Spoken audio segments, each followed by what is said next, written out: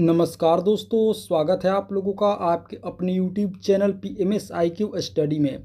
दोस्तों, आज की एक और वीडियो हम लेकर आ गए हैं बिहार पुलिस कांस्टेबल 2025 परीक्षा के लिए बहुत ही महत्वपूर्ण सामान्य ज्ञान, सामान्य विज्ञान तथा हिंदी के प्रश्नों का।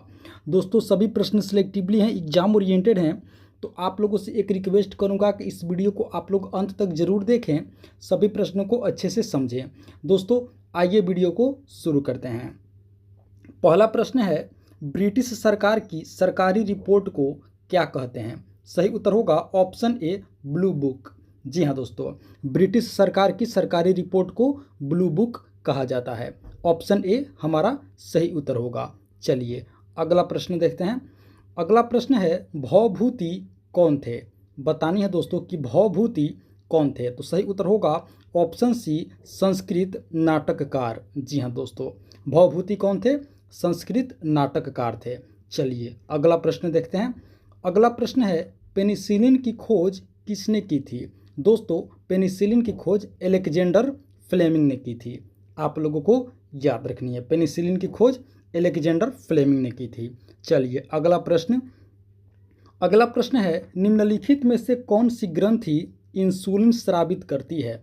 तो सही उत्तर होगा दोस्तों ऑप्शन ए, अग्नाशय। जी हाँ दोस्तों, इंसुलिन स्रावित करने वाला मनुष्य के शरीर की कौन सी ग्रंथि होती है? तो अग्नाशय होती है। दोस्तों, आप लोगों को याद रखनी है। चलिए दोस्तों, आप लोग हमें कमेंट करके बताइए कि इंसुलिन की कमी से मनुष्य के शरीर में कौन सा रोग होता है। इसका जवाब आप लोग हमें कमेंट करके ज़रूर बताएं। इंसुलिन की कमी से मनुष्य में कौन सा रोग होता है। चलिए अगला प्रश्न देखते हैं। अगला प्रश्न है, कार्बन डाइऑक्साइड यानी कि दोस्तों CO2 गैस की प्रवृत्ति कैसी होती है? बतानी है दोस्तों कि कार्बन डाइऑक्साइड किस प्रवृत्ति की गैस होती है। तो सही उत्तर होगा ऑप्शन बी, गंधहीन। जी हाँ दोस्तों, कार्बन डाइऑक्साइड गैस की अपना कोई दोस्तों गंध नहीं होता है। कार्बन डाइऑक्साइड गैस गंधहीन होता है।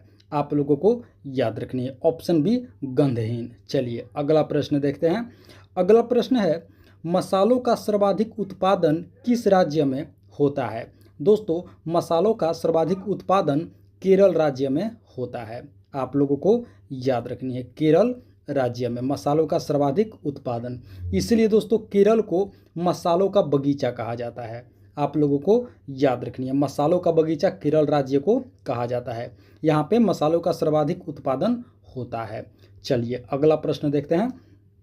अगला प्रश्न है, भारत का सबसे बड़ा ग्लेशियर कौन सा है? दोस्तों, बतानी है कि भारत का सबसे बड़ा ग्लेशियर कौन सा है। तो सही उत्तर होगा ऑप्शन डी, सियाचिन।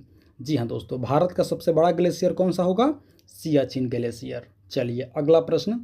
अगला प्रश्न है, जंप बॉल शब्द निम्नलिखित में से किस खेल से संबंधित है? बतानी है कि जंप बॉल किस खेल से संबंधित है। तो सही उत्तर होगा ऑप्शन डी, बास्केटबॉल। जी हाँ दोस्तों, जंप बॉल बास्केटबॉल खेल से संबंधित है। चलिए अगला प्रश्न देखते हैं। अगला प्रश्न है, निम्नलिखित में से किस राज्य की सीमा चीन के साथ जुड़ी हुई है? बतानी है दोस्तों कि निम्न में से किस भारतीय राज्य की सीमा चीन के साथ जुड़ी हुई है। तो सही उत्तर होगा ऑप्शन डी, अरुणाचल प्रदेश। जी हाँ दोस्तों, अरुणाचल प्रदेश राज्य की सीमा चीन के साथ लगती है। चलिए अगला प्रश्न। अगला प्रश्न है, ओलंपिक खेलों में भारत द्वारा हॉकी का पहला स्वर्ण पदक किस वर्ष जीता गया था? दोस्तों, बतानी है कि ओलंपिक खेल में भारत पहली बार स्वर्ण पदक हॉकी खेल में कब जीता था? तो इसका सही उत्तर होगा ऑप्शन बी, 1928 ईस्वी में। जी हाँ दोस्तों, 1928 ईस्वी में ओलंपिक खेल में दोस्तों भारत पहली बार हॉकी का स्वर्ण पदक जीता था। आप लोगों को याद रखनी है, सन 1928 ईस्वी। ऑप्शन बी सही उत्तर होगा दोस्तों। चलिए अगला प्रश्न। अगला प्रश्न है, नाभिकीय रिएक्टरों में मंदक के रूप में किस प्रकार का जल प्रयोग किया जाता है? बतानी है दोस्तों कि नाभिकीय रिएक्टर में मंदक के रूप में किस प्रकार का जल प्रयोग किया जाता है। तो दोस्तों इसका सही उत्तर होगा ऑप्शन डी, भारी जल। जी हाँ दोस्तों, ऑप्शन डी, भारी जल नाभिकीय रिएक्टर में दोस्तों मंदक के रूप में प्रयोग किया जाता है। भारी जल अर्थात D2O। जी हाँ दोस्तों, ये भी आप लोग याद रखेंगे, भारी जल का केमिकल फार्मूला होता है D2O, और दोस्तों भारी जल का केमिकल नाम यानी कि रासायनिक नाम होता है ड्यूटेरियम ऑक्साइड। ये भी आप लोग याद रखेंगे। चलिए अगला प्रश्न है, राज्य अपहरण की नीति किसके द्वारा अपनाया गया था?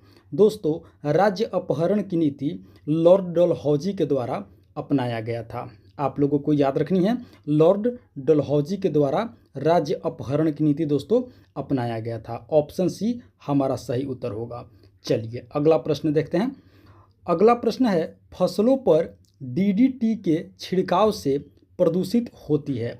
बतानी है दोस्तों कि अगर फसलों पर DDT का छिड़काव होता है तो उससे क्या प्रदूषित होता है? तो सही उत्तर होगा दोस्तों ऑप्शन बी, वायु, मृदा तथा जल। जी हाँ दोस्तों, DDT से क्या क्या प्रदूषित होता है? तो हवा, मिट्टी तथा पानी, ये तीनों चीज़ दोस्तों DDT के छिड़काव से प्रदूषित होता है। ऑप्शन बी सही उत्तर होगा। चलिए अगला प्रश्न देखते हैं।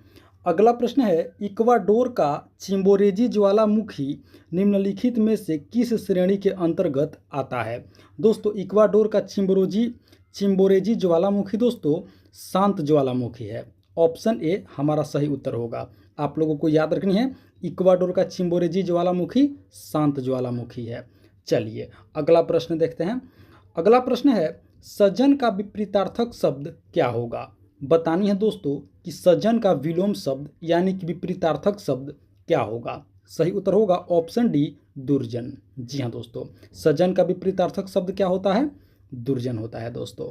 चलिए अगला प्रश्न है, रेड क्रॉस संस्था के संस्थापक कौन थे? बतानी है दोस्तों कि रेड क्रॉस संस्था के संस्थापक कौन थे? सही उत्तर होगा option A, Jean Henry Dunant. जी हाँ दोस्तों, रेड क्रॉस संस्था के संस्थापक का नाम क्या था? सही उत्तर होगा option A, Jean Henry Dunant. चलिए अगला प्रश्न देखते हैं। अगला प्रश्न है, मनुष्य के शरीर का कौन सा अंग विटामिन डी बनाता है? दोस्तों इसका सही उत्तर होगा ऑप्शन बी, त्वचा। जी हाँ दोस्तों, त्वचा विटामिन डी का निर्माण करता है। ऑप्शन बी हमारा सही उत्तर होगा। चलिए अगला प्रश्न है, कौन सी मिट्टी को रेगूर मिट्टी के नाम से भी जाना जाता है? बतानी है दोस्तों कि कौन सी मिट्टी रेगूर मिट्टी के नाम से भी जाना जाता है? सही उत्तर होगा ऑप्शन ए, काली मिट्टी। जी हाँ दोस्तों, काली मिट्टी को रेगूर मिट्टी के नाम से भी जाना जाता है। चलिए अगला प्रश्न देखते हैं। अगला प्रश्न है, संस्कृत व्याकरण का पिता किसे कहा जाता है? बतानी है दोस्तों कि संस्कृत व्याकरण का पिता किसे कहा जाता है? तो सही उत्तर होगा ऑप्शन बी, पाणिनि को। जी हाँ दोस्तों, पाणिनि को संस्कृत व्याकरण का पिता कहा जाता है। चलिए अगला प्रश्न है, हाथों हाथ में कौन सा समास है? बतानी है दोस्तों कि हाथों हाथ में कौन सा समास है? तो सही उत्तर होगा ऑप्शन ए, अव्ययी भाव समास। जी हाँ दोस्तों, हाथों हाथ में कौन सा समास है? सही उत्तर होगा अव्ययी भाव समास। ऑप्शन ए हमारा सही उत्तर होगा। चलिए अगला प्रश्न देखते हैं।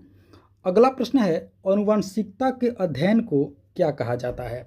बतानी है दोस्तों कि आनुवंशिकता के अध्ययन को क्या कहा जाता है? तो सही उत्तर होगा ऑप्शन डी, जेनेटिक्स। जी हाँ दोस्तों, आनुवंशिकता के अध्ययन को जेनेटिक्स कहा जाता है। आप लोगों को याद रखनी है ऑप्शन डी, जेनेटिक्स। चलिए अगला प्रश्न है, बालियारिक द्वीप समूह कहाँ स्थित है? बतानी है दोस्तों कि बालियारिक द्वीप समूह कहाँ स्थित है? तो सही उत्तर होगा ऑप्शन ए, भूमध्य सागर। जी हाँ दोस्तों, बालियारिक द्वीप समूह भूमध्य सागर में स्थित है। आप लोगों को याद रखनी है। चलिए अगला प्रश्न देखते हैं। अगला प्रश्न है, सांभर झील राजस्थान के किस नगर के सबसे निकटतम है?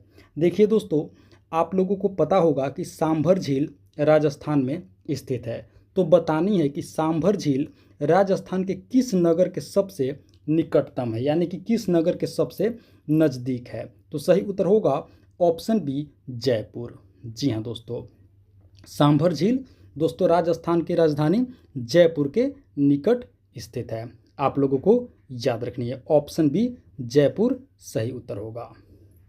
तो दोस्तों ये थी हमारी आज की बिहार पुलिस कांस्टेबल 2025 परीक्षा के लिए बहुत ही महत्वपूर्ण सामान्य ज्ञान, सामान्य विज्ञान तथा हिंदी के प्रश्नावली वीडियो।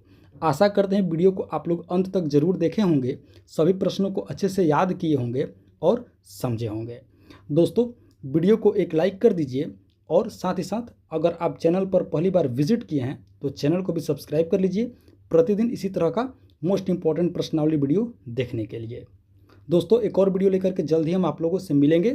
तब तक के लिए आप सभी का बहुत बहुत धन्यवाद। जय हिंद दोस्तों।